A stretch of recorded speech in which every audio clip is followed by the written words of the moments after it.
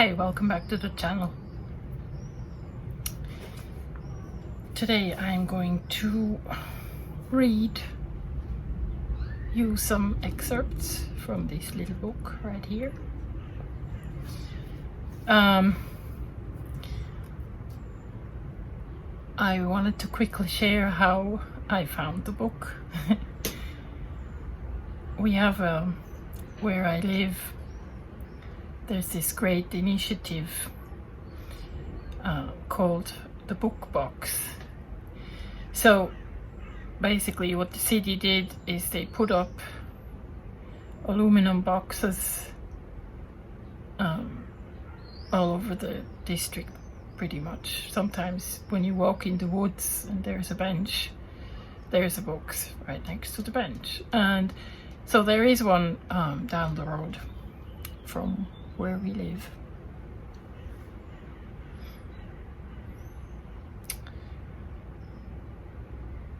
And I frequently visit the box, look inside.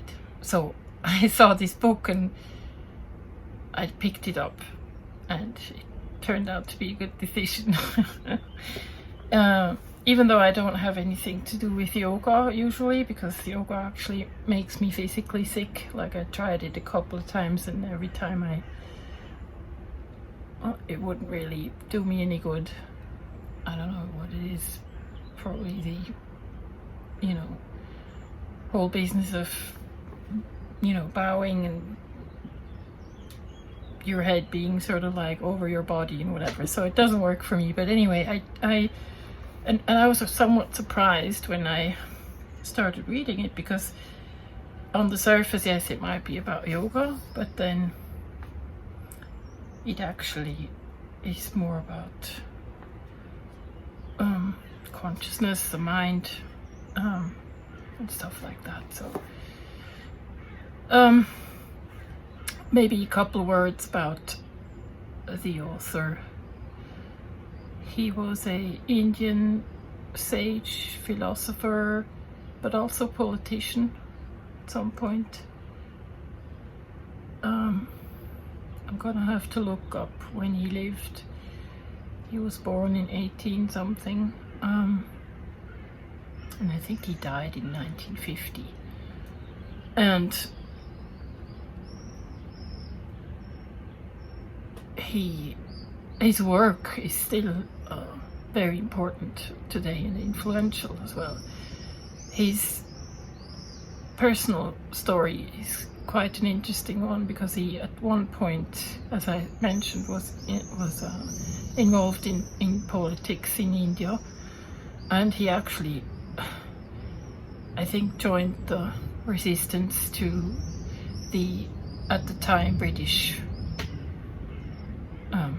Empire, and he got thrown into jail, so he did some time, which isn't, usual for a yogi, I guess, but he did. So he got lots of life experience, and I actually appreciate that a lot in sages, I guess.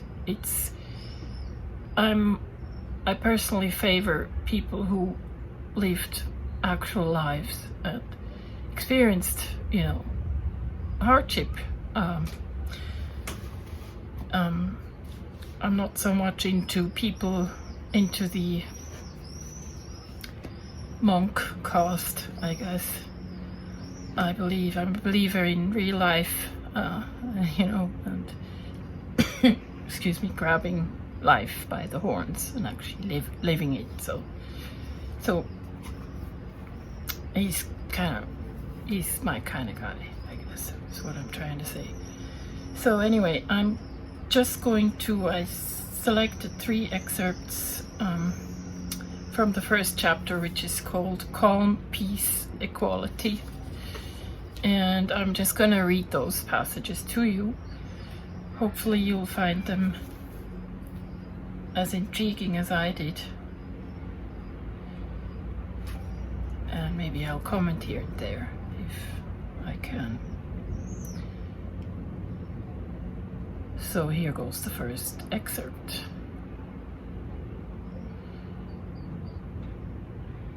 a quiet mind does not mean that there will be no thoughts or mental movements at all, but that these will be on the surface, and you will feel your true being within, separate from them, observing but not carried away, able to watch and judge them and reject all that has to be rejected, and to accept and keep to all that is true consciousness and true experience. Passivity of the mind is good, but take care to be passive only to the truth and to the touch of the divine Shakti.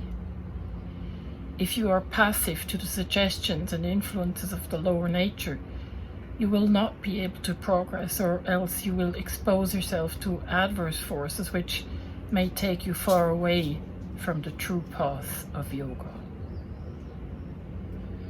Aspire to the Mother for this settled quietness and calm of the mind, and this constant sense of the inner being in your standing back from the external nature and turned to the light and truth.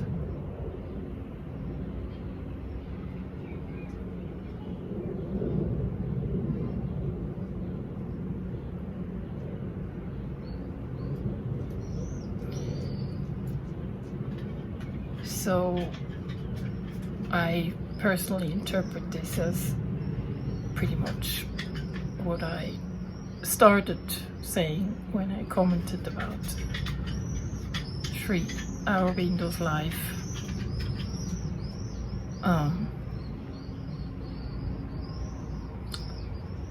I interpreted that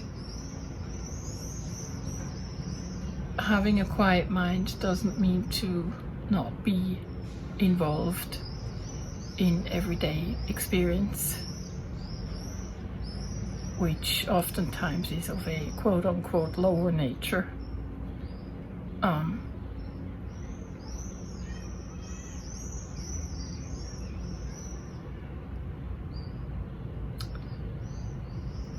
I feel the yoga that he's talking about, and by the way he uses the term yoga, it's not about making exercises, in yoga, in terms of regarding it as a sport. I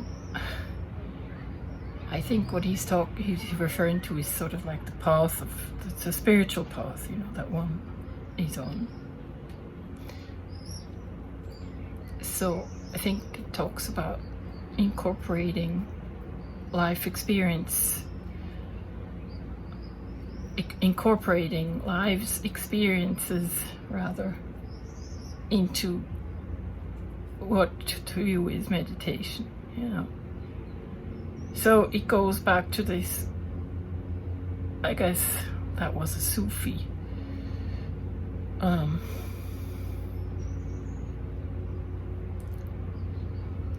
proverb from the Sufi tradition, which I think goes, be in the world but not of it. So I very much agree with that kind of stance. I feel that if you try to evade life because you want to follow a spiritual path, and you sort of start to make a distinction between this is my everyday life and this is my spirituality, you're creating another duality which just leads you down a one-way street, pretty much. And what you will find is most likely life will hit you a lot harder just to rattle your cage, and sort of, because what you tend to do when you do this kind of separation is you sort of lock yourself into this ivory tower of ideas and concepts and your own sort of bubble, and you're not really in touch with reality anymore, and that doesn't bode well for integrating experiences. And I think it's only through integration of experiences that we can sort of grow through and out of them, really. So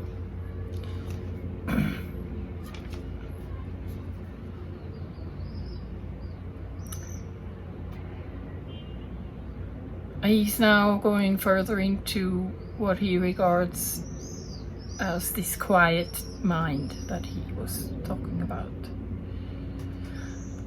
And I think he makes a really important distinction here. The difference between a vacant mind and a calm mind is this: that when the mind is vacant, there is no thought, no conception, no mental action of any kind, except an essential perception of things without the formed idea. But in the calm mind, it is the substance of the mental being that is still, so still that nothing disturbs it. If thoughts or activities come, they do not rise at all out of the mind, but they come from outside and cross the mind as a flight of birds crosses the sky in a windless air. It passes, disturbs nothing, leaves no trace.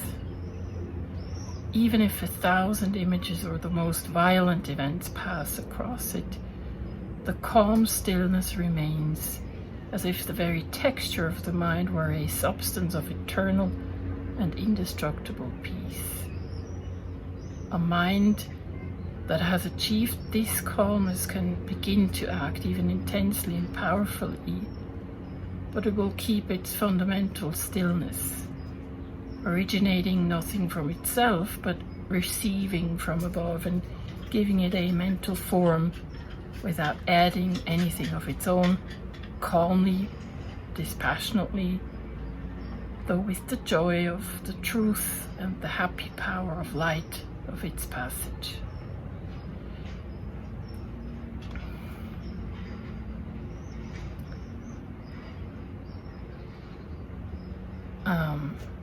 We have a dog in the greenhouse walking in and out, so I hope you're not going to be too disturbed by his tapping and panting and whatnot. He's turning 10 tomorrow, so we have to cut him some slack. He's getting older. So this, I think, also speaks to the difference between, he calls it vacant mind and calm mind. So, you know, if you try to empty your mind in terms of, I don't want to have any thoughts, you know, I want to be free and I want to meditate so I can have this, you know, really calm mind, and it's all, you're still driven, you know, by this desire to have an empty mind, and you're going to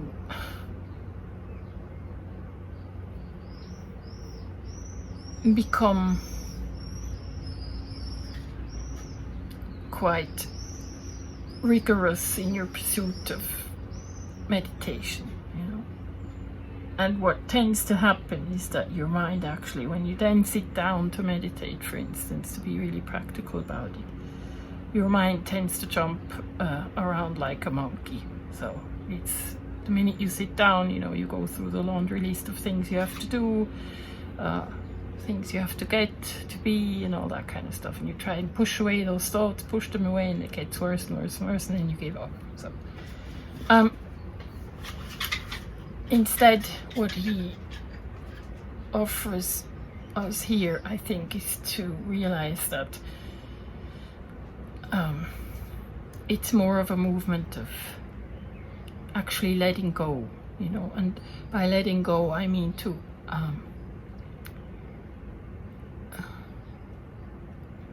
it's a movement of relaxation, it's an easing into things, you know.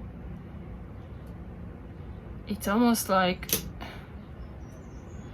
if you need a metaphor, picture a river with quite a strong current, and you might be a really good swimmer, you know, and you decide to go for a swim even though there's a strong current. and you get into the river, and in the beginning you try to sort of fight the current, you try to swim against it, and you try to find your yoga in the movement of, in this strong and determined movement of swimming against the stream, but there needs to come a point where you realize that it's actually much easier if you just stop the swimming movement altogether and just drift with the current. It's as exciting, but it's sort of like excitement without attachment. You will still experience, you're still in the water. It's not like you're removed and you're in the water with your whole being. So things will touch you, you will have input, you will have experiences, but it's like they flow through you, they don't get stuck and you don't try to hold on to them.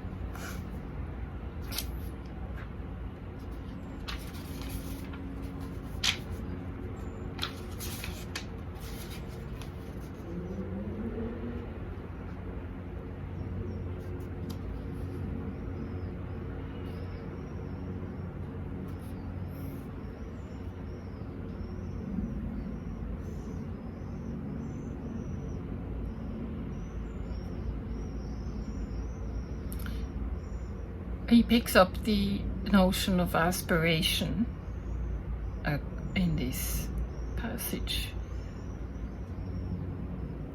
which is somewhat of a paradox. It's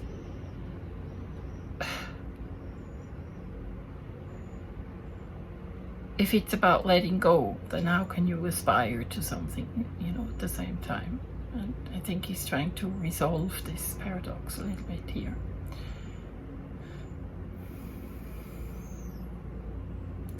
Aspire, concentrate in the right spirit, and whatever the difficulties, you are sure to attain the aim you have put before you. It is the peace behind and that something truer in you that you must learn to live and feel to be yourself. You must regard the rest as not your real self, but only a flux of changing and recurring movements on the surface, which are sure to go as the true self emerges. Peace is the true remedy. Distraction by hard work is only a temporary relief, although a certain amount of work is necessary for the proper balance of the different parts of the being. To feel the peace above and about your head is a first step. You have to get connected with it, and it must descend into you and fill your mind and life and body and surround you so that you live in it. For this peace is the one sign of the divine's presence with you, and once you have it, all the rest will begin to come. Truth in speech and truth in thought are very important. The more you can feel falsehood as being not part of yourself, as coming on from outside, the easier it will be to reject and refuse it.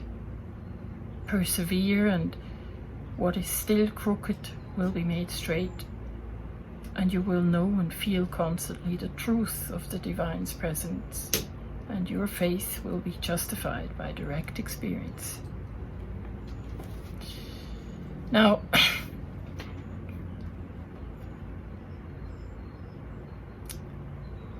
this very much, in my opinion, talks about, the topics of self versus divinity, and if it's a versus or not, if it's the same thing. It's a good question. It also talks to what we generally regard as being ourself, and how that notion tends to change once we're on a spiritual journey. also I feel personally that now, you know, even though he speaks of the divine, I mean, you have to call it somewhat, you have to call it something, rather. He doesn't, in my opinion, regard it as other from self. So even though he speaks about there being a movement and it, the divine, sort of entering your body, there is a sense of amalgamation at some point. You know, there's a sense of there no longer being a true difference, you know. And I think that's the sort of